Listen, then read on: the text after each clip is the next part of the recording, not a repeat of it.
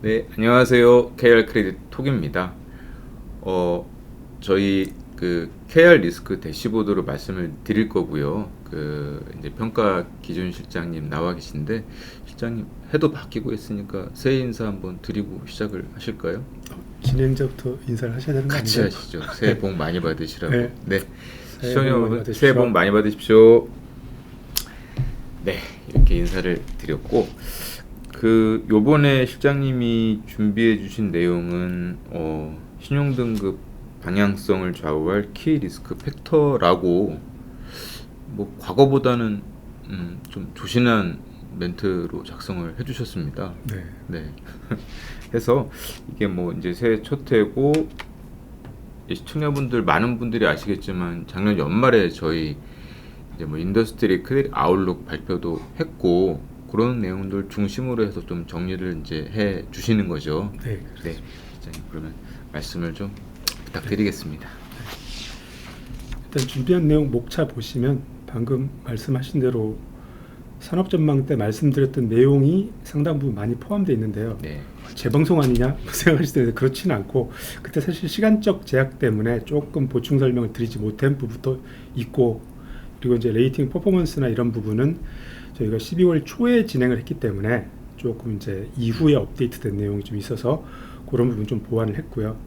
그리고 저희가 올해 산업전망 함에 있어서 주요 리스크 팩터를 말씀을 그때도 드렸는데, 조금 더 보충해서 저희가 어느 쪽에 초점을 맞추고 있는지를 좀 말씀드리려고 합니다. 그래서 아마 여기 있는 리스크 팩터들이 아마 올해 저희가 진행하면서 다루게 될 주제로 나중에 다시 나올 가능성이 크다고 생각하시면 될 것 같습니다. 그래서 먼저 첫 번째, 지난해 신용등급 변동에 대해서 한번 정리를 하도록 하겠습니다. 이거는 좀 요약하셔도 될 것 같아요. 네, 그냥 뭐 쭉 설명 별로 없이 지나갈 것 같습니다. 슬라이드 4페이지 보시면 지난해 등급 변동 현황은 뭐 오른쪽에 업다운 레이시오에서 보는 바와 같이 지난 2023, 24년과 달리 상향 기조로 돌아섰다라는 걸로 정리를 할 수 있겠고요. 5페이지 뭐 등급 변동 업체 리스트 나와 있고, 6페이지에 이제 등급 전망 변경 같은 경우도 24년, 25년 연속 두 해 상향 변경과 하향 변경이 균형을 이뤘기 때문에 그간 몇 년간 계속됐던 하향 우위의 등급 변동 기준이 일단 끝난 것으로 봐도 무방하겠다라고 평가를 할 수 있겠습니다. 등급 전망 변경 업체 리스트가 7페이지 슬라이드에 쭉 나와 있고요. 25년 말 기준으로 등급 전망 부여된 현황이 이제 8페이지 슬라이드에 나와 있는데요. 왼쪽 편 보시면은 연말 기준으로 부정적이 26개, 긍정적이 20개. 아직까지 상향 우위 기조로 돌아서긴 했는데 여전히 부정적 아웃룩이 많긴 합니다. 그래서 올해까지 계속 상향 우위의 등급 변동 기조가 이어질 것인가에 대해서는 약간 물음표가 있는 상태이고요. 참고로 하나 더 보시면, 앞에 제가 이제 등급 변동에서 상향 우위 기조로 돌아섰다, 상향이 하향보다 한 2배 정도 많았잖아요. 근데 24년 말 아웃룩 부여 현황을 보게 되면 부정적이 32개, 긍정적이 18개. 그러니까 이 아웃룩을 갖고 25년의 등급 변동을 본다면 사실 등급 하향 조정이 여전히 많았어야 되는 거 아닌가 라고 생각할 수도 있습니다. 근데 평상시에도 저희가 이제 누적 통계를 보면 긍정적 아웃룩을 붙였던 거 기준으로 1년 이내에 등급이 상향되는 비율이 60% 정도였고요. 부정적인 경우에는 등급이 하향 조정되는 경우가 한 40에서 50 정도. 아무래도 부정적이 부여가 되면 나름대로 자구계획을 한다든지 재무적 개선을 해서 조금 벗어나는 경우도 있고 그런 영향이 있었고요. 그리고 특히나 이렇게 부정적 아웃룩이 많이 부여됐었는데 하락이 앞에 보시면 지난해 12개인가로 나오거든요. 적었던 이유는 아무래도 이제 건설, 석유화학 이렇게 굉장히 장기간 부정적 붙어있던 업종들의 등급 하향 조정이 2024년 이전에 좀 많이 진행이 됐었고, 이미 그렇죠. 이미 많이 2025년에는 또 석유화학 같은 경우는 전체 산업에 대한 구조조정 이런 게 진행되기 때문에 저희가 조금 더 모니터링을 하겠다. 그래서 여전히 아웃룩이 부정적인 상태로 계속 2025년까지 진행돼 왔다. 뭐 이런 정도로 이해를 하시면 될 것 같습니다. 그래서 그런 변화까지 감안하셔서 아웃룩 부여 현황을 해석하시면 좋을 것 같고요. 9페이지 보시는 바와 같이 아직 1 미만이긴 하지만 등급 전망 배수가 1에 근접했기 때문에 하향 기조는 좀 많이 완화됐다고 평가할 수 있겠고요. 오른쪽에 등급 전망 부정적, 긍정적 비중도 보게 되면 거의 골든 클로스가 발생하기 직전입니다. 네. 그래서 이제 긍정적이 부정적을 우위로 바뀔 가능성이 이제 있어 보이고요. 10페이지에 기말 아웃룩 부여된 현황 업체 리스트 참고하시면 되겠고요. 11페이지 슬라이드 있는 내용은 뭐 이제 저희가 선순위 사채 이외에 ICR이나 CP 등의 등급 변동 아웃룩 부여 현황 내용을 따로 리스트업을 해놨습니다. 같이 참고하시면 되겠습니다. 네. 그리고 12페이지부터 있는 퍼포먼스는 사실 부도 관련된 통계인데요. 이 부분은 사실 저희가 아웃룩 때 따로 다루지 않고 연말 기준으로 제가 집계해서 규제 보고서로 저희가 발표를 쭉 하곤 하는데 그것과 관련된 것만 간단하게 말씀드리고 넘어가겠습니다. 지난해에는 부도가 총 4개 발생했고요. 맨 위에 있는 것처럼 다 투기 등급에서 부도가 발생했습니다. 그래서 연간 부도율 통계로 보면 최근 10년간 투자 등급에는 부도가 하나도 없었고요. 13페이지 슬라이드로 가시면 이제 공식 부도에다가 채무 재조정, 워크아웃 같은 업체를 더해서 광해 부도를 산정하는데 지난해에는 4개 부도 업체 이외에 광해 부도 발생한 업체는 없었습니다. 최근 10년간 투자 등급 부도가 없었는데 태영건설 하나만 채무 재조정, 워크아웃이 발생해서 2023년에 A급에서 유일하게 광해 부도 기준으로는 투자 등급에서 하나 부도가 있었고요. 그다음에 14페이지는 이제 연간 부도율이 아니라 시간이 흐름에 따라서 부도율이 누적되는 평균 누적 부도율을 가지고 이제 투자 위험을 판단할 수 있도록 저희가 작성한 평균 누적 부도율 자료인데 등급별로 그리고 시계열별로 뭐 부도율 역전 현상 같은 건 따로 발생하지 않고 있어서 등급이 나름대로 유의미한 투자 판단 지표로 작동하고 있다라고 평가를 하고 있습니다. 15페이지에는 광해 부도 기준으로 작성된 평균 누적 부도율이 있는데요. 앞에 공식 부도 기준하고 차이가 좀 뚜렷하게 나오는 등급 구간이 A급하고 트리플 B급인데 A급하고 트리플 B급으로 가면 3년 기준으로 광해 부도의 평균 누적 부도는 3배 정도 높습니다. 차이가 굉장히 큰 편인데요. 이유는 아무래도 이제 채무 재조정, 워크아웃 이런 거 발생하는 기업들이 A급이나 트리플 B급에 집중돼 있기 때문으로 보입니다. 나머지 아주 상위 등급군이나 투기 등급 기업은 사실 뭐 채무 재조정, 워크아웃 이런 거는 좀 거리가 있는 등급군이라서 평균적 부도율 차이가 별로 없는데 요 등급군에서 두 개 차이가 좀 크게 나타나고 있다라고 집계가 됐습니다. 실장님. 네. 사실 부도율은 네. 데이터의 소스도 좀 다르고 네. 뭐 제가 보기엔 신용평가사에 있는 내부 구성원들도 네. 이 내용에 대해서 뭐 다 잘 알고 있고 뭐 그렇진 않잖아요. 그렇죠. 시청자 여러분들은 좀 생경한 얘기일 것 같은데 요약하면 부도율로 볼 때 뭐 등급의 어떤 부여들은 대체로 적정했다. 그렇죠. 이렇게 정리하면 되는 거죠. 네, 그렇게 평가를 하고 있고요. 네. 다만 아까 연간 부도율에서 잠깐 말씀드렸는데 사실 등급 변동에 초점을 맞추시고 뭐 이런 거에 관심을 가지시지만 부도 위험 측면에서는 투기 등급 중심이긴 하지만 최근 엔데믹 이후에 부도 업체가 늘어나고 있는 건 분명하거든요. 그래서 일단 부도 업체가 늘어나고는 있다. 그래서 현실적으로 투자 등급에 투자하는 투자자들이 피부로 느끼는 위험은 아니겠지만 전체 시장으로 보게 되면 약간 부도 위험은 커지고 있다는 정도는 뭐 고려하시는 게 좋을 것 같습니다. 알겠습니다. 일단 레이팅 퍼포먼스는 이 정도로 정리를 하고요. 다음 두 번째 장 이제 산업 전망 관련된 부분 저희가 12월 초에 세미나를 진행했었는데 그때 발표된 자료 중에서 한 4페이지 정도만 제가 발췌를 해왔습니다. 이게 한기평에서 발표한 27개 산업에 대한 이제 업종별 산업 전망을 발표한 내용이고요. 좀 안 좋은 쪽이 붉은색, 좀 좋은 쪽이 파란색인데 대체적으로 균형을 이루는 듯한 모습을 보이고 있고요. 등급 전망에 초점을 맞춰서 이제 18페이지 말씀드리면 부정적 등급 전망이 부정적이라고 저희가 발표한 업종이 건설, 석유화학, 2차 전지, 호텔, 면세, 부동산 시다 이렇게 5개 업종을 꼽았고 긍정적은 조선, 방산, 반도체, 통신 서비스 4개로 꼽았는데 부정적 업종은 조금 줄어드는 추세이고요. 역시나 건설, 석유화학 계속 장기간 부정적 업종으로 지목된 업종이 또 올해도 등장을 했고요. 긍정적 업종 4개는 뭐 최근 들어서 거의 최고인 것 같아요. 그간 거의 뭐 없거나 한 개 정도였었는데 그래도 4개 업종이 긍정적으로 꼽혀서 나름대로 경제 상황도 조금 그래도 과거보다 좀 나아지고 있는 모양이다라고 저희가 평가를 했고요. 최근 3년 시계열로 분석한 자료가 19페이지 슬라이드에 있는데요. 사업 환경 측면에서는 절대적으로 아직까지 비우호적인 업종이 많은 건 분명합니다. 9개. 우호적 업종은 2개밖에 없지만 시계열로 보게 되면 크게 줄었죠. 14개에서 9개로 줄었으니까. 그래서 조금 개선되고 있는 걸로 보이고요. 가장 드라마틱하게 바뀐 거는 가운데 있는 실적 방향인데 이 실적 방향은 개선이 예상되는 업종이 8개, 저하가 예상되는 업종이 2개. 수치적으로는 영업 실적이 굉장히 이제 개선 방향으로 돌아선다. 특히 지난해 기저 효과도 있겠죠. 지난해 워낙 안 좋았기 때문에 2024년에 25년에 안 좋았기 때문에 기저 효과도 있겠지만 실적 방향은 확실히 업턴하는 업종이 많을 것 같다고 보고 있고요. 등급 전망 맨 오른쪽에 있는 건 좀 전에 말씀드린 바와 같이 긍정적과 부정적이 4개, 5개로 균형 상태로 돌아온 상황입니다.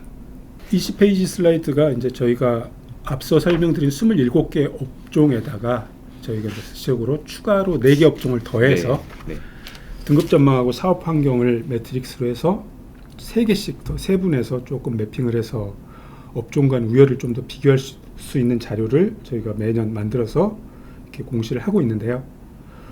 예년에 비해서는 2026년 산업 전망을 보게 되면 예년에는 좌하단 쪽에 안 좋은 쪽에 많이 쏠려 있었는데 또 올해는 그래도 비교적 균형 있게 우상향하는 이 선상으로 고르게 분포되어 있는 걸로 볼 수가 있고요. 작년에 저희가 발표했던 산업 전망 대비해서 안 좋아진다고 평가된 업종이 빨간색으로 표시된 5개인 반면에 작년보다는 어쨌든 등급 전망이든 사업 환경이든 좋아진 업종이 파란색으로 표시된 11개라서 어쨌든 작년보다는 훨씬 더 저희의 뷰가 좀 더 긍정적인 방향으로 바뀌었다라는 것은 분명한 것 같습니다. 역대 최대 아닌가요? 파란색 기준으로? 최대. 그럴까요? 역대 최대. 어제 제가 기억 2020년대 들어서는 최고 가장 좋은 쪽으로 움직였다라고 볼 수가 있을 것 같습니다. 그렇기도 하고 조금 시청자 여러분들 체감하고 이제 다를 수도 있을 것 같은 게 저희는 이제 업종을 크든 작든 뭐 이렇게 다 하나로 등가로 처리를 하면서 이제 개수로 말씀을 드리고 근데 뭐 더 잘 아시겠지만 지금 예를 들어 주식시장 같은 경우는 뭐 반도체 하나가 다 이렇게 지수를 끌어올렸지 않습니까? 근데 반도체가 이렇게 가장 오른쪽에 떡하니 파란색으로 바뀌어 있고 이런 것들이 시장님이 이렇게 그냥 좀 드라이하게 말씀드리는 것보다는 이제 뭐 시청자 여러분들이 체감으로 느끼기에 작년보다 더 많이 좋아졌다 이렇게 좀 차이는 좀 있을 수도 있을 것 같습니다. 저희의 레이팅 포트폴리오하고 좀 다른 부분이 있기 때문에 여기까지 말씀드린 내용이 저희 산업 전망 때 한 내용 좀 업데이트하고 정리한 내용이 될 것 같고요. 다음 이제 마지막 챕터에서 시장님 여기 AI 업종 이런 거는 언제 들어오나요? AI 업종이 따로 이 안에 반도체나 기타 업종들의 상당 부분 녹아 있다고 봐야 되지 않을까요? 예를 들면 따로 없지만 기계 관련된 것도 뭐 AI와 관련된 연계되어 있는 것도 있고 반도체나 전자 쪽 등이 사실 저기에 연계돼 있어서 AI라는 업종이 따로 분류돼서 과연 나올지는 조금 뭐 이게 시간을 좀 갉아먹는 얘기긴 하지만 예를 들어 뭐 자동차나 이런 것들도 아주 오래전에는 기계로 묶였다가 뭐 잘 되면서 분리되고 이런 거여서 그런 날이 하루빨리 왔으면 좋겠습니다. 기대를 해보죠. 이제 리스크 팩터를 이제 어떤 내용을 주목해서 올해는 좀 보셔야 될지를 좀 살펴보려고 하는데요.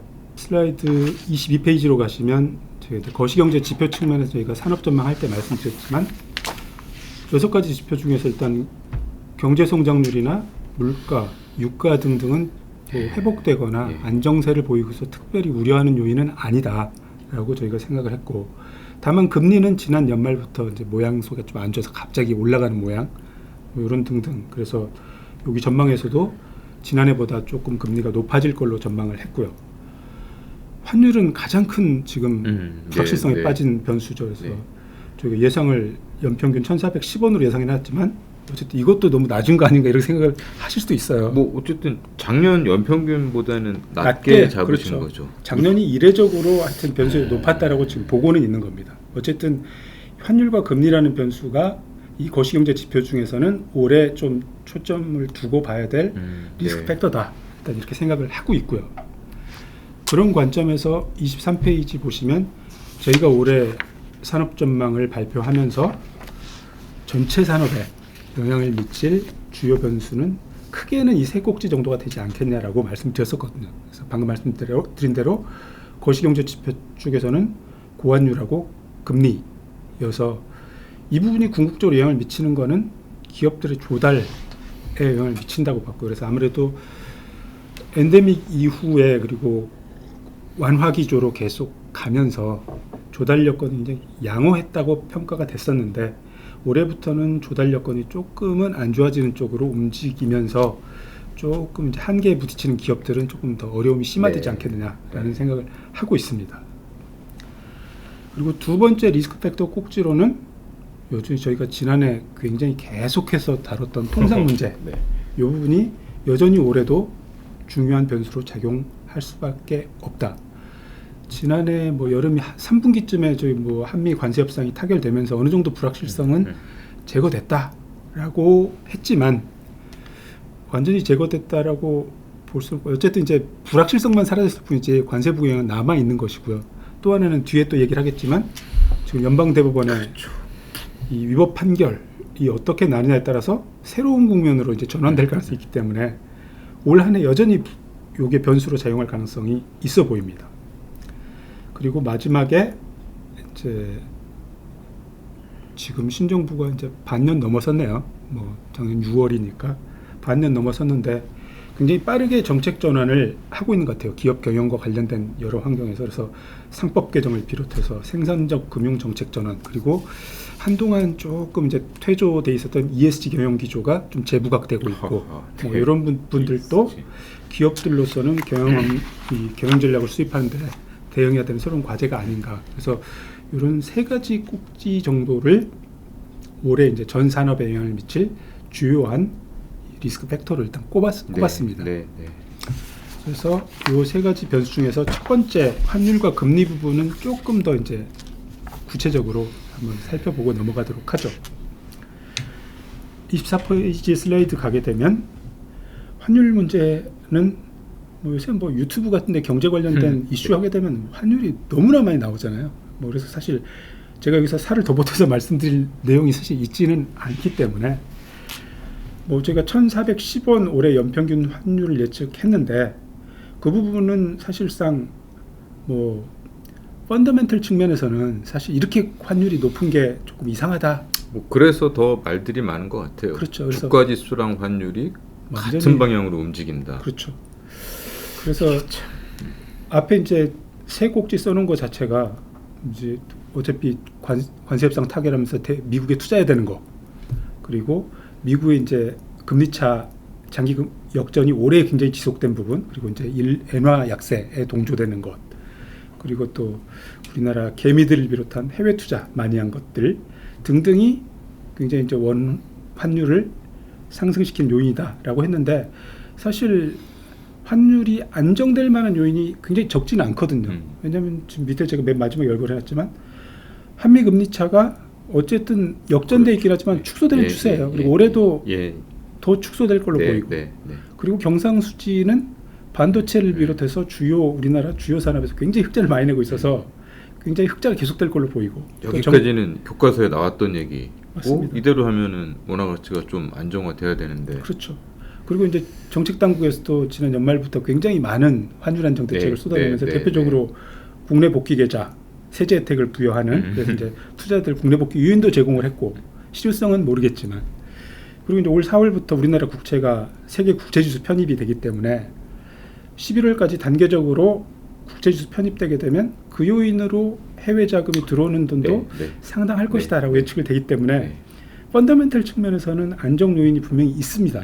다만 이 고환율의 배경에는 아무래도 시장은 기대와 심리이기 때문에 여전히 우려하는 거에 대한 아무래도 그간의 유동성 많이 풀린 거에 대한 우려 등등이 많이 복합적으로 작용됐다 봅니다. 그래서 오른쪽 하단의 그림을 보시면 사실 빨간색이 이제 원달러 환율이고 파란색이 이제 달러 인덱스인데, 통상적으로 원달러 환율은 달러의 가치하고 이제 연동해서 움직이는 게 정상적인데, 그래서 통상 상관계수가 한 0.8, 0.9 나오는 게 일반적이라고 보는데, 지난해에 둘 간의 상관계수는 0.5대밖에 나오지 않았습니다. 특히나 그림에서 보시면 하반기에 원달러 환율은 계속 올라갔는데 달러 인덱스는 거의 뭐 평행이거나 약간 아랫방향이었거든요. 그래서 이거는 사실 달러 가치 변화가 아니라 원화 약세라는 거의 구조적 요인이었다라고 보는 거죠. 그래서 이 부분이 뭐 해소가 어떻게 되느냐에 따라서 뭐 올해 환율 방향성이 결정이 될 것 같습니다. 그래서 일단 이 구조적인, 계속 이제 한국은행 총재도 나와서 얘기하잖아. 이거는 펀더멘탈의 문제가 아니라 수급의 문제다. 뭐 이런 문제라고 하는데, 수급의 문제도 뭐 장기간 계속되면 이렇게 금방 해소된다고 볼 수 없기 때문에, 이게 지난 하반기부터 4분기 들어서 이게 두드러졌는데, 그런 부분이 얼마나 단기간 내에 해소되는지 한번 저희가 볼 필요는 있을 것 같습니다. 네, 하여튼 참 뭔가 그 보지 못한 상황인 그렇죠. 것 같아요. 네. 그리고 25페이지 슬라이드는 지난 산업전망 저희가 발표할 때 현장 질의로 들어왔던 내용이었었는데, 그래서 뭐 고환율이 업종별로 어떤 영향을 미치나 뭐 얼마든지 궁금하실 수 있죠. 구두로 간단하게만 그때 답변을 드렸었는데, 전에 다른 자료에서 발표했던 내용이 있고, 그래서 제가 정리해서 다시 한번 슬라이드만 만들어놨습니다. 제가 따로 설명을 드릴 필요까지는 없을 것 같고요. 내용을 보시면 그때 현장 질의했던 것에 대한 답이 될 걸로 생각해서 자료 한 장 추가를 했고요.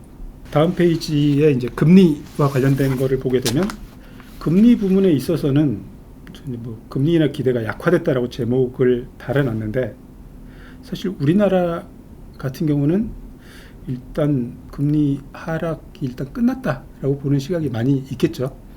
오늘 오전에 금통위에서 다시 이제 기준금리 결정을 5번 연속 동결 발표를 했죠.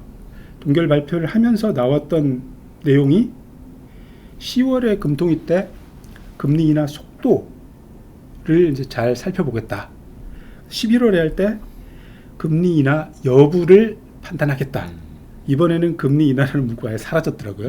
그렇기 때문에 뭐 한국은행도 아무래도 통화정책 방향을 완화 기조는 이제 더 이상 없다라고, 일단 당분간 동결이고 언제 긴축으로 돌아서는지를 보는 게 오히려 포인트가 됐지 않나 싶습니다.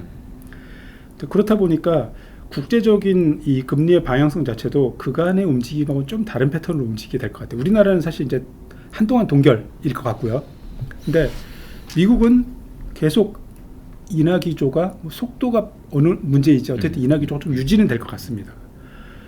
반면에 일본은 지금 엔화 가치 하락 때문에 굉장히 고물가 상황이 지속되고 있어서 지난해도 2번 올렸지만 올해도 최소 한 번, 적어도 2번 올린다라고 했기 때문에 금리 인상 쪽으로 가고 있고, 유로존도 언제 긴축으로 돌아서느냐에 대한 논의가 나오고 있는 것 같습니다. 당분간 동결이고. 그래서 일단 국가별로 통화 정책도 이제 각자 도생. 예전에는 미국을 필두로 해서 미국 유로존 전부 다 인하 올라가고 그랬는데, 이제는 올릴 놈은 올리고 내릴 놈은 내리고 뭐 이런 식으로 이제 각자 도생의 길로 통화정책 방향도 들어선 것 같습니다. 그래서 각 국가별로 경기 상황이나 뭐 이 내부 상황이 제각각으로 달라졌기 때문에 이런 상황이 빚어지는 것 같고요. 27페이지 슬라이드에서 그런 기준 각국의 이제 통화정책 방향 하에서 우리나라 채권 시장은 어떻게 될지 간단하게 봤는데요. 아무래도 최근에 이제 완화 기조의 통화 정책이 지속되면서 채권 시장이 한 2년간 엄청난 강세였죠. 그렇죠.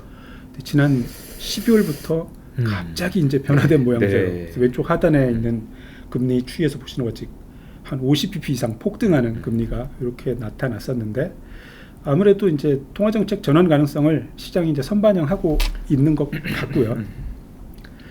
이제 수급 측면에서나 뭐 이런 금리 전망 측면에서 채권 시장이 약세로 갈 것이냐 강세로 계속 유지할 것이냐 보게 되면, 약세 요인은 몇 가지 있죠. 아무래도 이제 이 정부가 재정 지출을 계속 확대하기 때문에 국채 반응도 늘어나고 공급 부담이 있을 것이다.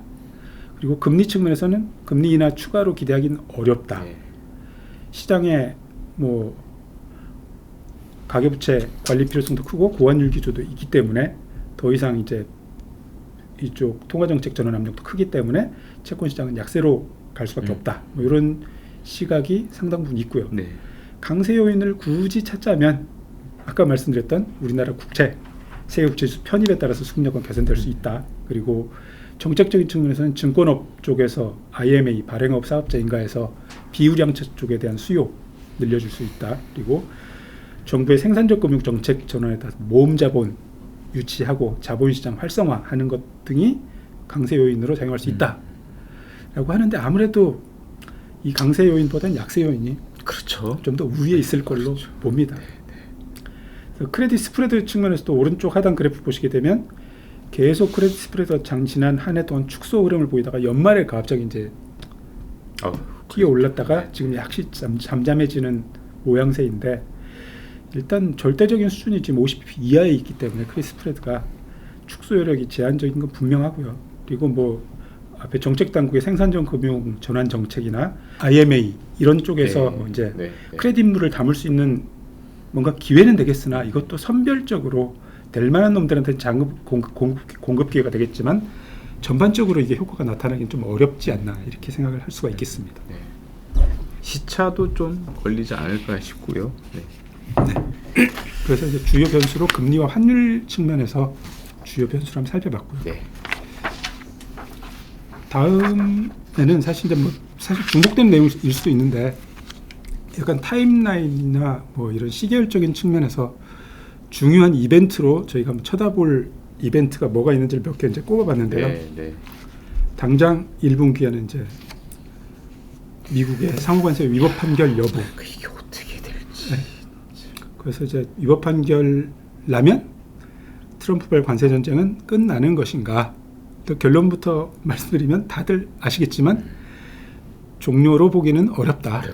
왜냐하면 이미 다른 수단으로 관세를 부과할 것이다라고 천명하고 있기 때문에 뭐 기존의 무역 확장법 적용해서 품목 관세를 부과한다든지 아니면 어쨌든 이 위법 판결의 의미가 대통령의 권한이 없다는 것이기 때문에 그럼 뭐 다른 입법을 한다든지 아니면 의회 승인을 거쳐갖고 관세를 다시 부과하면 되기 때문에 상호관세를 똑같이 이 IEPA에 따라서 부과하는데 의회 승인을 거치면 되는 거거든요. 이런 절차를 거치면 되기 때문에 복잡해질 뿐이지 수단이 없는 건 아니기 때문에 계속 될 것 같다라고 생각되고요. 이 위법 판결 여부와 관련해서 이제 저희가 주목해야 될 거는 지난주부터 이제 판결이 오늘 나온다, 내일 나온다 이런 얘기들이 막 뉴스로 나오더라고요. 근데 아직까지는 이제 안 나오고 있는데 나왔을 때 이게 이제 사실 영향을 미치는 거는 상호관세하고 캐나다, 중국, 멕시코에 부과했던 마약 이민 관세만 대상입니다. 이게 이제 IEPA에 부과한 관세니까 무역 확장법에 따라 부과한 품목 관세는 대상이 아니고요. 그리고 요게 이제 무효 판결을 받는다 그래서 무조건 환급해 주는 건 아닌 걸로 환급 받으려면 당사자가 소송을 제기해서 굉장히 시간이 많이 걸리는 상태인 걸로 지금 파악은 되고 있습니다. 그래서 이게 위법 판결이 나면 관세를 안 내니까 우리나라 수출 기업에도 좋지 않겠느냐, 뭐 이런 쪽으로는 뭐 나쁘지 않을 것 같다라는 생각인데 뭐 해석은 다시 불확실성에 빠지기 때문에 오히려 더 그게 안 좋은 거다라고 해석하는 전문가들도 많이 있더라고요. 왜냐하면 차라리 그냥 15%로 확정해서 부담하고 가는 게 깔끔하지 다시 불확실성에 배 빠져서 또 얼마를 내야 되냐 고민하는 것보다 뭐 그냥 내는 게 낫다라는 의견도 있어서 이게 뭐 공감이 됩니다. 좋다 나쁘다를 따질 수 있는 건 아닌 것 같아요. 이런 쪽으로 환급받을 수 있어서 좋은 건 있지만 다시 불확실성에도 허덕인다는 점은 리스크 요인으로 봐야 될 것 같고 다음에 5월 달에 이제 연준 의장 임기가 만료돼서 새 연준 의장 선임을 할 것 같은데 그러면 트럼프의 의도대로 금리 인하 속도가 굉장히 빨라질 것이냐, 이것도 이제 하나의 관심 있게 지켜볼 모멘텀인데요. 뭐 지금 연준 의장을 기소한다는 뉴스가 나오고 그러더라고요. 그러니까 뭐 노골적인 압박을 했었잖아요. 금리를 내려라. 비판을 하고. 근데 뭐 그래도 완주가 임박했습니다. 그렇죠. 근데 그래서 사실 5월까지 갈 줄 알았는데 형사적인 이런 책임까지 따지는 거 보면 굉장히 그 압력은 정말 말로만 하는 게 아니라 행동으로 보여주는 이런 압력인 것 같은데 어쨌든 그간의 그런 모습을 보게 되면 확실히 본인 성향에 맞는 비둘기파 인사를 뭐 의장을 하고 이날을 독촉할 것 같은 움직임은 분명한 것 같아요. 다만 그렇다고 정말로 금리를 그렇게 빨리 내릴 수 있겠냐에 있어서는 여전히 연준의 독립성 이슈가 있기 때문에 약간 제약륜이 있을 것 같고, 경제 지표 측면에서 보더라도 일단 미국의 물가 상승률이 만만치 않거든요. 그리고 경제 지표는 잘 나오고 있고, 그렇기 때문에 금리를 그렇게 내릴 만한 동력으로 작용할지는 조금 쉽지 않지 않을까. 펀더멘탈 측면에서는 그렇죠. 그래서 저희가 앞에 기준금리 전망에서 봤지만 두 차례 정도 해서 3.25 정도, 많으면 세 차례까지 정도만 인하될 걸로 보고 있고요. 다음에 29페이지 슬라이드 가시면 사실 뭐 정치적인 이벤트가 이제 국내외적으로 하나씩 있는데요. 그렇죠. 우리나라는 6월에 지방선거가 있는데, 지방선거 결과에 따라서 우리 현 정부의 경제정책 변화가 있을 것 같냐? 이건 답을 안 해도 뻔하겠죠. 가능성은 거의 없다. 다만 동력이 더 생기느냐, 현 정부의 동력이 더 생기느냐, 뭐 좀 줄어드느냐, 줄어드느냐 이 정도지. 제가 보기엔 근본적인 변화의 흐름은 전혀 없을 것 같다. 다만 부동산 정책 같은 경우는 선거에 굉장히 민감하고 뭐 이렇기 때문에 선거 전으로 해서 공급 확대나 규제 완화 같은 약간 일반 국민들한테 조금 체감할 수 있는 약간 당근의 정책들이 좀 먼저 나오고, 세제 개편에서 좀 보유세를 강화한다던가나 그간의 양도세 감면, 중과 유예한 조치 뭐 이제 좀 끝내는 거, 뭐 이런 것들은 좀 선거 뒤로 미루고, 이런 거는 좀 영향이 있겠지만 다른 근본적인 경제정책 기조 변화는 없을 것 같다라고 보는 게 맞을 것 같고요. 다들 그렇게 보시는 것 같아요. 다만 이제 올 하반기 예정된 미국의 중간 선거는 그래도 국내 상황보다는 조금 많은 좀 의미가 있을 것 같아요. 상대적으로 트럼프의 정책에 있어서 조금 변화에 어쨌든 모멘텀은 될 수 있을 것 같다라고 보고 있습니다. 우리가 그 어느 때보다도 외국의 정치 상황이나 선거 상황을 이렇게 주시해야 되는 상황이 된 게 약간 좀 웃픈 상황이죠. 어쨌든 글로벌라이제이션 뭐 그런. 예전에도 글로벌라이제이션 세계화였지만 그때는 그래도 이 정도까지 민감하게 보지 않았지만, 저희가 작년에 리서치할 때도 트럼프 2기 출범에 따른 영향 분석을 그렇게 하고, 트럼프의 관세 정책에 따른 영향 분석을 하고, 이렇게 민감하게 반응했던 적은 없는 것 같은데. 그렇죠. 글로벌라이제이션이 아니고 그냥 미국 단일 핵에 맞습니다. 의한. 그래서 이제 중간 선거 결과, 결국 이제 저희가 보는 초점은 그거죠.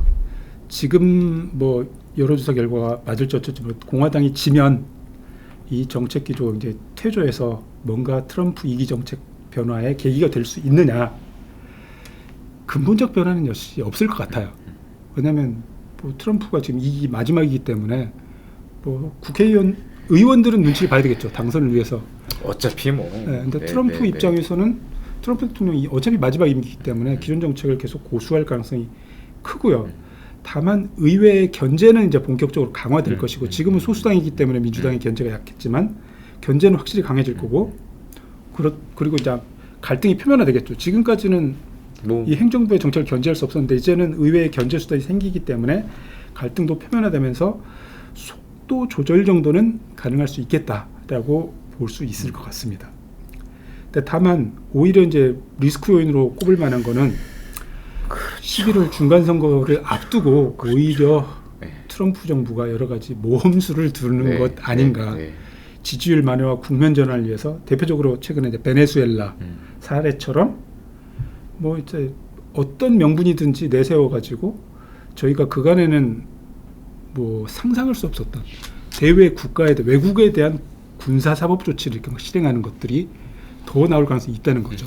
그래서 그렇게 되면은 이제 그간의 지정학 리스크가 생기면 미국이 약간 지정학 리스크를 좀 해소해 주는 이런 거를 기다렸다면, 이제는 미국이 새로운 글로벌 지정학 리스크를 새롭게 생산해낼 가능성을 좀 걱정해야 되는 단계가 됐고요.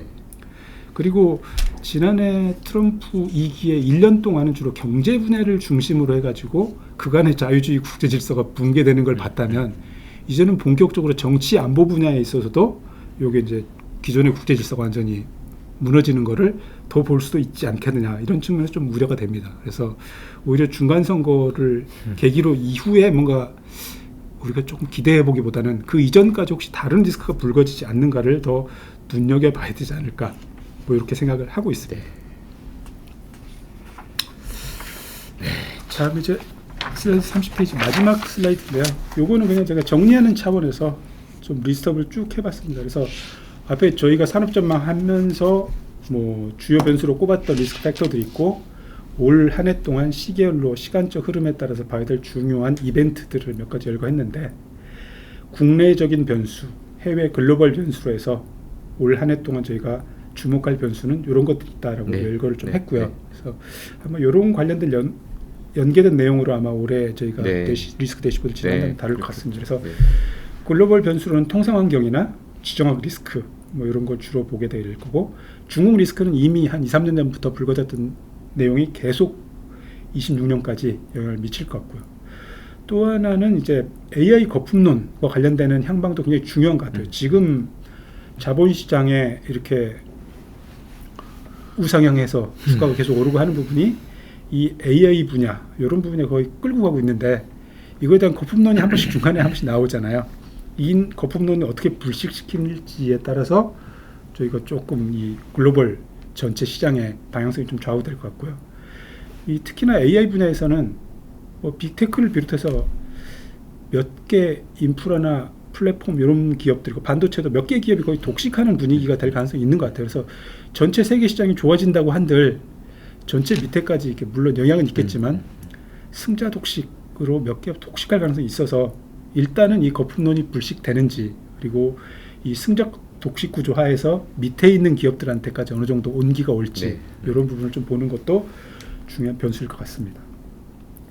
국내에서는 이런 뭐 AI와 연계된 산업 중에서 우리나라가 이 반도체 AI 부문에 대한 의존도가 굉장히 높잖아요. 그렇죠. 그렇기 때문에 사실 지금은 기회인 것처럼 보이는데 자칫 잘못하면 앞에서 거품론이 진짜로 사실인 것처럼 너무나 과잉 투자고 거품이다라고 약간 이쪽으로 무게중심 쏠리게 되면 우리나라 전반의 경제에는 굉장히 안 좋은 위험 요인이 될 수도 있을 것 같아요. 아찔할 수도 있습니다. 네. 그래서 이거는 동전의 양면처럼 네. 기회이자 네. 위험 네. 요인이라서 네. 이거는 지금은 좋아 보이지만 잠재 위협이다라고 저희가 봐야 될 것 같고요. 고환율 기조 리스크 요인으로 1년 내내 봐야 될 것 같고 다음에 나머지 이제 구조적 저성장 위험이나 확장 재정 지속 가능성, 정부 정책의 밸런스 이런 부분은 신정부가 들어서면서 굉장히 여러 가지 정책을 추진하고 있는데 네. 기업 경영과 관련되는 이런 정책들이 계속해서 일관된 방향으로 끌고 갈 수 있을지에 대해서 몇 가지 뭐 이제 병행돼야 될 요인들을 좀 짚어본 건데요. 일단 기본적으로 1% 저성장을 벗어나려면 뭐 밑에 있는 노동연금 개혁 같은 구조 개혁이 동반돼야 잠재 성장률 2% 이상으로 이제 올라갈 수 있지 않겠나요? 그렇지 않으면 저희가 작년에 1%에서 올해 2%로 올라가는 거는 그냥 기저효과에 따른 일회성으로 끝날 수가 있기 때문에 이게 장기적인 이제 안정적인 성장으로 가려면 이런 구조 개혁이 동반돼야 된다. 그리고 여전히 일시적으로 재정 확대에 의해서 이렇게 가는 것 자체는 일회성 효과는 있겠지만 이것도 항구적인 성장으로 가려면 세제 개편이나 구조 개선 같은 이런 재정 안정 건전성 유지 정책도 병행돼서 진행이 돼야 될 것 같다. 그리고 이제 기업과 관련된 규제 부분에 대해서도 규제와 지원 정책이 지금 다 나오고 있잖아요. 투명성 제고를 해라 상법 개정하면서 그리고 또 일단 뭐 책임 경영 강화하는 이런 규제들도 많이 나오고 있는데 이런 것 한편에서는 또 이제 지원 정책이 나오고 이런 거 밸런스를 얼마나 잘 가지고 기업들을 끌고 갈 것인지 이런 부분도 국내적으로는 중요한 변수가 될 것 같다라고 정리를 했습니다. 그래서 이런 변수들을 올 한 해는 제가 눈여겨보면서 끌고 가도록 해야 될 것 같습니다. 이렇게 말씀 듣고 보면 뭐 하여튼 주목할 변수로 꼽아주신 것 중에 이제 외부 국외적인 요인들은 뭐 대단히 새로운 충격이 있다기보단 기존에 이어져 왔던 것들에 대한 것들 좀 지켜봐야 될 부분들 말씀을 주셨고 국내 변수는 사실 이제 실장님 말씀하신 거를 제 이해는 잠재 성장률을 끌어올려야 되는 그걸 뭐라고 해야 될까요? 뭐 체질 개선, 구조 개혁 이런 것들이 지금은 이제 그런 것 없이는 더 이상 성장의 지속 가능성을 담보할 수 없는 상황. 그렇죠. 뭐 에이징이 됐든 뭐 이런저런 상황들이 그런 상황에 좀 놓여 있지 않나 싶네요. 네. 그래서 실장님 어쨌든 오늘은 불량 욕심 안 내시고 그냥 오늘은 그냥 밥상에 반찬 여러 가지 뭐 늘어놓는 상태로 네. 뭐 진행을 한 거고 앞으로 요 네. 반찬 중에서 저희가 뭐 그때 네, 다룰 네. 내용 있으면 조금 더 시간을 할애해서 다뤄야겠죠. 네. 요 반찬 중에 하나씩 단품으로 또 특화해서 해주시고 네. 그래서 네 지금 저희 이제 김경무 기준실장님이 이제 뭐 올해 좀 눈여겨 보셔야 될 것들 이렇게 좀 담백하게 요약해서 이제 말씀을 잘 주셨고요. 말씀 주신 대로 이런 부분들에 대해서 또 뭐 저희가 생각지 못한 변화는 또 얼마든지 있을 수 있잖아요. 네. 네. 그런 것들까지 감안해 가면서 또 그때 조금 더 업데이트하고 더 좀 드릴 말씀들 정리해가지고 말씀을 드리도록 하겠습니다. 실장님, 뭐 딴 때보다 근로 의욕이 조금 떨어지신 아닙니다. 거 아니신 거죠? 네. 정리된 거 보시면 다 되기 때문에 예. 설명을 짧게 한 것이지. 믿어 네. 의심치 네. 않습니다. 그럼 저희 인사드리면서 마무리 하실까요? 네, 알겠습니다. 아유, 고맙습니다. 네, 시청해주셔서 감사합니다. 고맙습니다.